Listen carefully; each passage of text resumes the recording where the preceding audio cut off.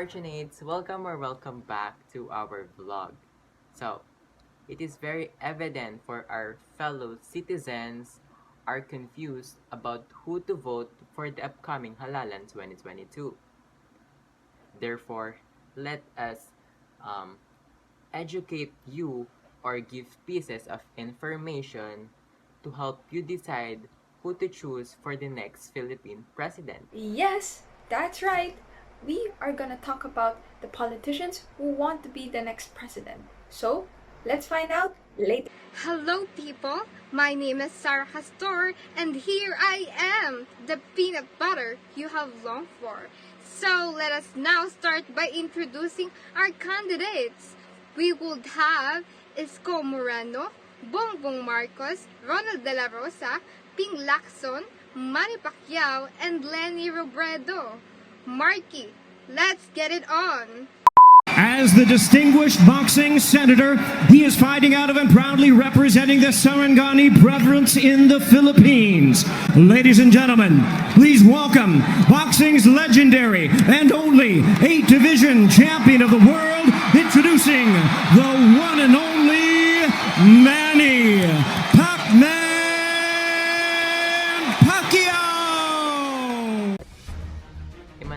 Manny the Pitran Pacquiao Sr. was born on December 17, 1978. Is a Filipino politician and former professional boxer. Manny is known for the nickname Pacman or Pacman. He is regarded as one of the greatest professional boxers of all time. He has been serving as Senator of the Philippines since 2016 and as party president of the ruling party PDP Laban and representative of Sarangani 2010 to 2016. Pacquiao has been vocal about his desire of helping the underprivileged community of the Philippines. He started providing student scholarship. One of his biggest philanthropic works was building 1,000 houses in his native province of Sarangani back in 2018. Manny has also established the Manny Pacquiao Foundation, which mission to foster, support, and transform the health, education, and overall social well-being of disadvantaged communities in the Philippines and in other countries by building partnerships, developing opportunities, and creating sustainable solutions. But Manny is also involved into many issues. He once proclaimed before that the penalty is allowed, but he justified that it was clear in the Bible that it is allowed and that even Jesus was sentenced to death. Even Jesus Christ nga, sinentensya ng kamatayan dahil ang government nag-impose talaga ng. Even Jesus Christ was sentenced to death because the government has imposed death penalty, but we're not talking about individuality. The Bible says, "Thou shall not kill." Meaning, kung nagkasala ka sa akin, hindi ko pwedeng ilagay ang batas sa kamay ko o sa aking kamay. Patayin kita. Meaning, if you sin against me, I cannot put the law in my hands. Or I cannot kill you. Be stressed. Also part of his biggest controversies is his statement about the LGBTQA+, calling them worse than animals. Are you for or against same-sex marriage? As Christian, bawal naman yung same-sex marriage. Ginawa ang babae para sa lalaki, ginawa ang lalaki para sa babae. Kasi para sa akin, ito lang, common sense lang. Makakita ka ba ng any animals na lalaki sa lalaki o babae sa babae? Mas mabuti pa yung hayop. Marunong kumikilala kung lalaki o lalaki, babae, babae. Di ba? Ngayon, kung lalaki sa lalaki o babae sa babae, mas masahol pa sa hayop ang tao. Di ba? Ang hayop lang, hindi talaga mong pwedeng Okay. Magsama ang lalaki sa lalaki. Pero, I'm not condemning. I'm not condemning them. Yun lang pong marriage. Yung marriage lang, yung committing sin against God. Magandang buhay! Kilala niyo ba si Isko Moreno? Tara, halina't kilalanin natin siya. Ang kanyang buong pangalan ay Francisco Moreno Dumagoso o mas kilala sa tawag na Yorme Isko. At ang kanyang mga magulang naman ay sina Joaquin Dumagoso at Rosario Moreno. His spouse name, Diana Linditan, at ang mga anak naman niya ay sina Joaquin, Francis Dayan, Joaquin Andre, Franco, Drake Marcus, and Vincent Patrick. His education is Bachelor of Law at Arellano University, Local Legislation and Local Finance at UP Diliman, Executive Education Program at Harvard University, at Strategic Leadership at Oxford University. At ang kanyang political ideology naman ay Aksyong Demokratiko. At susunod po ay tatalakayin natin ang kanyang mga buhay noon. He became a young entrepreneur, pushing street carts and going to house to collect newspapers, glass bottles, and recyclables materials. In 1993, he was caught by a talent scout named Wawi Roas and named him Isko Moreno. Joined the famous TV show entitled That's Entertainment, produced by the late German Moreno. His political background is he won a city council in 1998 and was re-elected in 2001 and 2004, and on 2007 as Manila's Vice Mayor and became a mayor on June 30, 2019. Dako naman tayo sa kanyang mga achievements. Moreno signed a city ordinance that gives a monthly allowance of 1,000 pesos to each student that studies at Pamantasan ng Lungsod ng Maynila at Universidad de Manila. Senior citizens, persons with disabilities, and solo parents who reside in the capital are entitled to a 500 pesos monthly allowance. Moreno administration infrastructure projects include the redevelopment of the historic Jones Bridge to restore it to its near original architect, the construction of a 10-story and 384-bed building at the Hospital ng Manila Medical Center, and the redevelopment of Manila Zoo, which is set to open in 2021. On September 22, 2021, Moreno declared his presidential bid in the upcoming 2022 election, with physician and online personality Willie Ong serving as his vice presidential running mate. Dumako naman tayo sa kanyang issues. If he wins as Philippine President, Isko Moreno will use the country's alliance with the United States to beef up maritime security and defense in the West Philippines. Alam mo, I'm tired of receiving arms. I'm tired of receiving bala. Yun, di ba nakikita ko minsan? No, I'm gonna ask what we need. If they're going to record us, ano tayo, ano tawag yun? Churi tayo, churi. If given a chance, no, I'll be given a chance to ask for help. Simple ang hingin ko. Give me Navy. Give me Coast Guard. I'm an archipelagic country. I want to stop throwing silver to my fellow Filipino. I want to protect the country, make it stronger, position ourselves in the next 20 years. Reconsiders President Rodrigo Duterte to run the position of Vice President to help the progress of response in COVID-19, corruption, and etc. Willing to forgive BBM for historical revisionism and ability to rule its people with discipline and inherited knowledge by their political dynasties. At ang huli nating tatalakayin ay ang presidential bid. 46 years old, Moreno formally launched his presidential bid at 10:30 a.m. on Wednesday, September 22, in one of the country's average community, Tondo, Manila. He is running alongside Dr. Willie Ong, 57, a cardiologist and internist with over 16 million Facebook followers. Ong ran and lost in the 2019 senatorial election but got the second highest number of votes from overseas voters.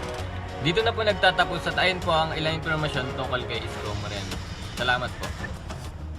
On the 6th of October, Senator Panfilo Lacson filled his certificate of candidacy for president alongside his running mate Senate President Vicente Tito Soto III. Panfilo Lacson is a senator. His political party, Partidong Reforma, home city and province Imus Cavite. Here in government, serviced 17 years as a senator, 32 years with the Philippine National Police. These are the positions that Senator Lacson held. Senator, 7th to 8th Congress, 2016 to present. Presidential Assistant on Rehabilitation and Recovery 2013 to 2015, Senator 12th and 5th Congress 2001 to 2013. Chief Philippine National Police, November 16, 1999 to January 20, 2001.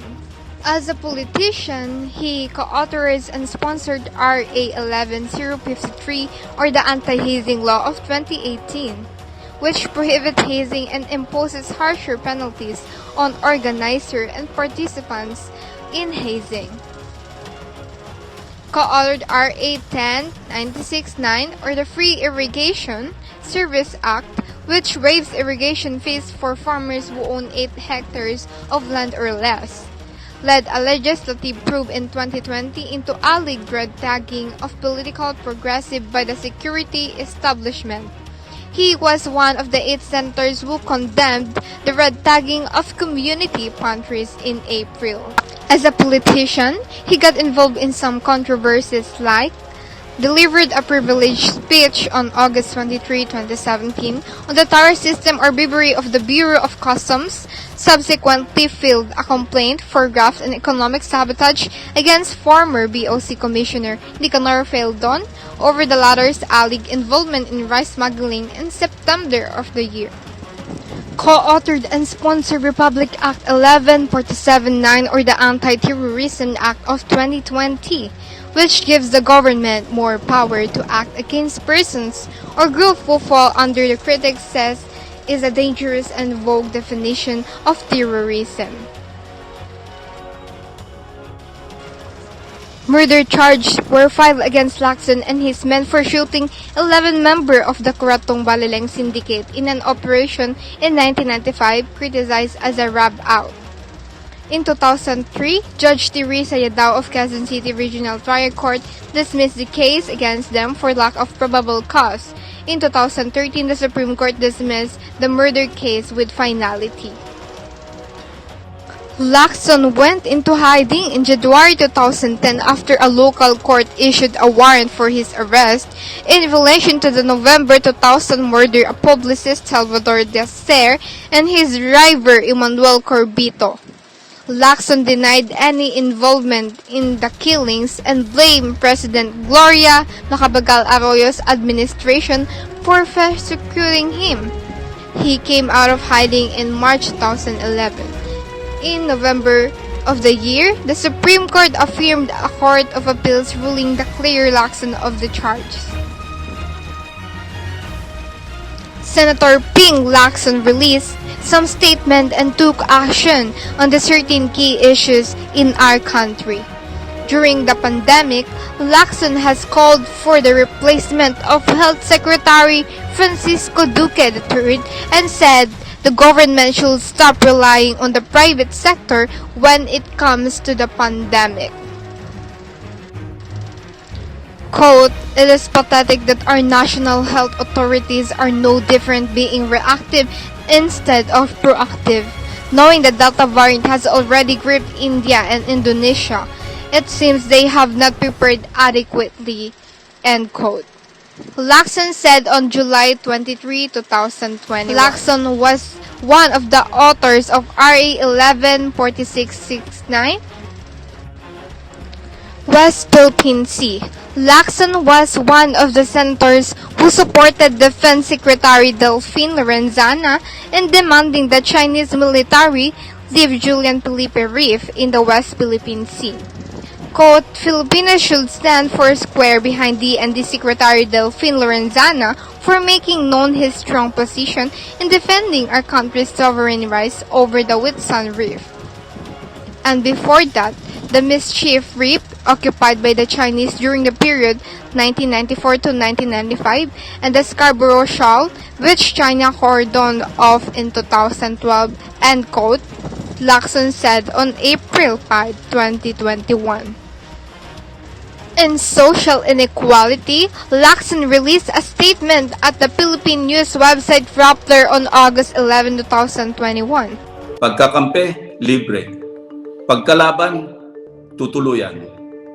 Hindi ka magsasucceed pagka double standard ka. He was commenting on Duterte's war on drug and why it failed.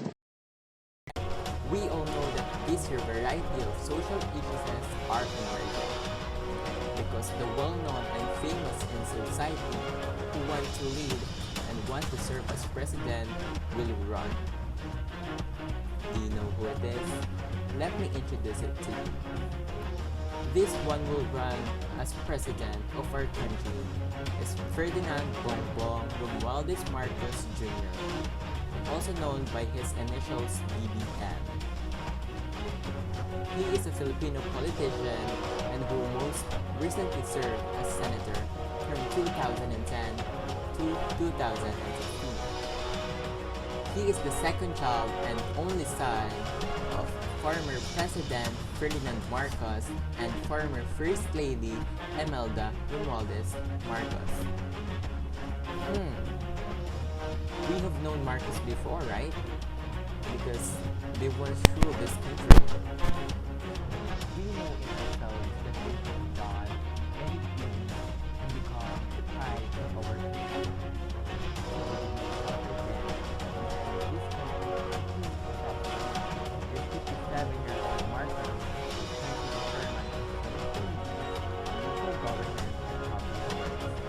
He also chairs the Committee on the Autonomous Region in Muslim Mindanao, in short ARMM Organic Act, the Congressional Oversight Panel on the Special Purpose Vehicle Act, and the Selected Oversight Committee on Barangay Affairs. Actually, we can use some of the findings that were brought up during the hearings of the House in Marawi City, in Zamboanga, and in Cotabato. So baka pwede nating i-adapt yung kanilang findings para i-madali yung process and maybe be able to report it to committee by the end of this week, by next week.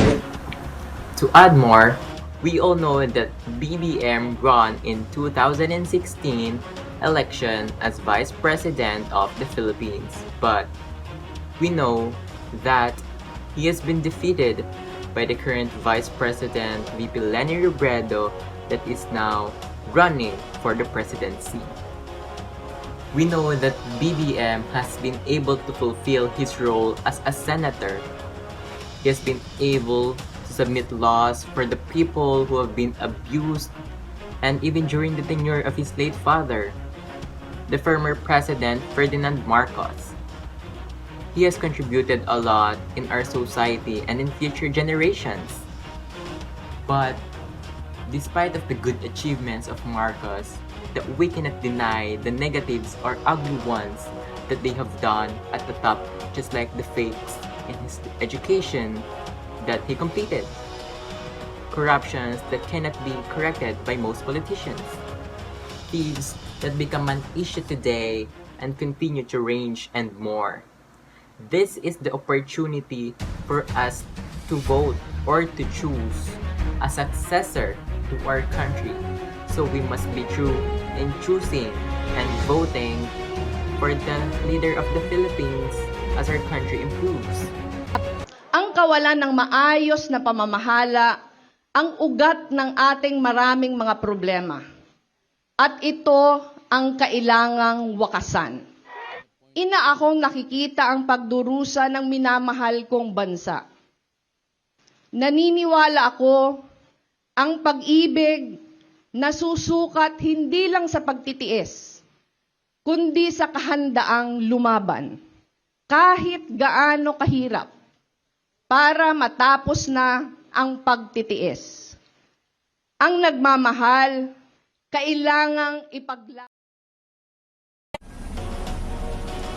Maria Leonor Santo Tomas Herona Robredo, also known as Leni Robredo, was born on April 23 in the year of 1965 in Naga, Camarines Sur.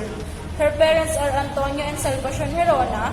She was the wife of late Interior Secretary Jesse Robredo in the year of 1987 and had 3 beautiful daughters. They are Jessica Marie Robredo, Janine Patricia Robredo, and Jillian Therese Robredo.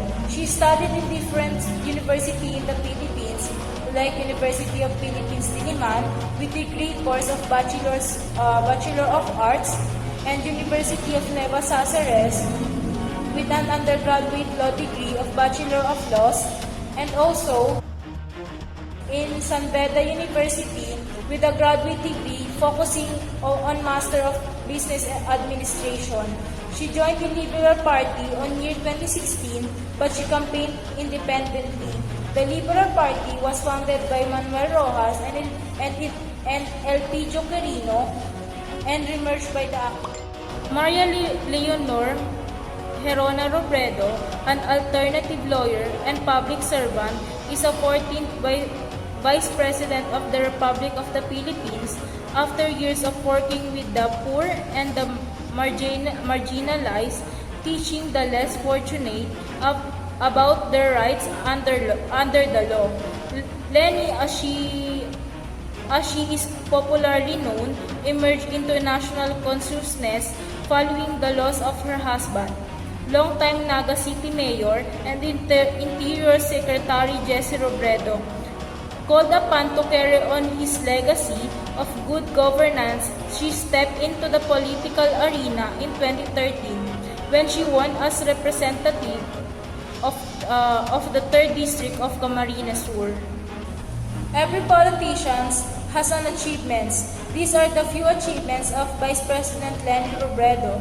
Angat Buhay has partnered with VP Leni that has 330 organizations, 400.14 million worth of resources mobilized, a total of 341,779 families was helped, 221,122 individuals in 300 communities nationwide, and also 92,600 light bulbs given to homes in Metro Manila. Also, sustainable livelihood and assistance training with 8.93 million pesos worth of projects, farm inputs, livestock development and training, and 127 individual assisted and 18 accredited civil society organization assisted. If there's Angat Buhay, she also have housing and disaster relief with a total value of 12.3 billion pesos given to help families. 42.17 million pesos worth of help given to communities, 12.80 million pesos contribution towards transit shelters and shelter kits for Marawi, 1,022 individuals was given relief operations, 12,489 homes repaired due to disaster-related damages of Marawi, more than 3,777 households have been given electricity care of Angat Buhay. Let's now have for educational projects. 122.96 million pesos worth of educational infrastructure was built. As the Vice President of the Philippines, she did not ignore the sufferings of teachers and students in crisis. Robredo was able to turn over classroom buildings such as Marawi. She had the initiative to help and provide solution. Robredo proposed the construction of two-story school building, which will also serve as an educational and evacuation center during calamities. Vice President Leni Robredo's flagship, Angat Buhay program, and its private partners built classroom buildings in 2 public schools in South Cotabato. She knew that even with a budget given to the school, there will always be a classroom shortages, and she was able to find partners to help her further with her program. Leni Robredo COVID responses. As the pandemic started due to coronavirus, even with a limited budget, she was able to give initiatives and urgency to fight against COVID-19. She was able to give out PPEs, testing kits, and even dormitories for frontliners. She was able to respond during the calamities, even in the middle of the pandemic. She did not stop with just that, but she also gave support to the employees who were exposed to COVID-19, gave out for free meals and hazard pays, even giving them a free ride. And that's all about Vice President Leni Robredo. Ganun ka na mag-judge sa amin. Dinadjudge mo kami na ganun. Sorry, I'm not a statesman. Sorry, hindi ako statesman. Ordinaryong senador lang ako, hindi pa ako statesman. Ha? Sir, but you say... Do I look like a Makiri to you? I won as a senator. Number 5 po ako last election. Number 5 ako na senador. Is that Makiri? Ronald Marcon de la Rosa, or also known as Bato, born on January 21st, 1962, is a Philippine politician and a retired police officer who is currently serving as a senator of the Philippines since 2019. He served as the chief of the Philippine National Police from July 1st, 2016 to April 19, 2018, and Director General of the Bureau of Corrections from April 30 to October 12, 2018. So, Bato's career started way back 1986 when he first joined the police force as the lieutenant of the now defunct Philippine Constabulary. Bato had a very good record when he was in the police force. Most of his operations were successful, especially when he got picked to serve as the chief of the Philippine National Police by our president, Mr. Duterte. Now in his present occupation, Senator Bato de la Rosa has filed numerous bills and has also sponsored certain bills like the Bureau of Fire Protection Modernization Bill. Although said, Senator Bato de la Rosa has done a lot for our country, he still has controversies and issues here and there against him, like back in August 2019, when he said in an interview about the convicted rapist murderer and former Calauan Mayor Antonio Sanchez that he deserves a second chance in life. According to the corrections officers sa Philippines, although hindi ko siya nakita personally, I never met him, hindi ko siya nakausap during my stint as a Bucor chief. But tinanong ko nga yung mga gwardiya doon, andyan pa ba yung Calawag Mayor? Sir, andyan pa, sir. Mabait na sir, hindi na siga. Malumanay na. Changed man. Lastly, one of his controversies was about his behavior when he got angry at a student leader who mentioned and raised about what Bato de la Rosa said regarding Sanchez's possible release while on a Senate hearing about bringing back the mandatory ROTC for senior high school students. De la Rosa said that the question was irrelevant to the topic that was being discussed during the session. Ganun ka na mag-judge sa amin? Ginag-judge mo kami na ganun? Ha? Are you sure you're the representation, you're the true representation of the Filipino student? Yun ba? Ilan lang yan makakaliwa dyan sa estudyante? Mas marami dyan ang gusto mag-ROTC. I must tell you frankly. Bakit ka? Ang layo ng issue mo. Just to personalin ako? Napakalayo. Dapat matuto. Kung may ROTC, dapat ikaw na estudyante ka, matuto ka, magrespeto. Kahit sa isang senador man lang na andito sa hearing na ito. Ayan.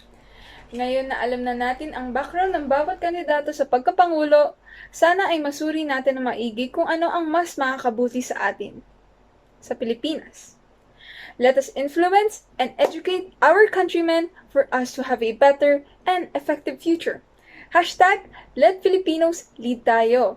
Thank you for watching our vlog, and if you have opinions or suggestions, just comment them down below. Hanggang sa muli, mga kahumanista!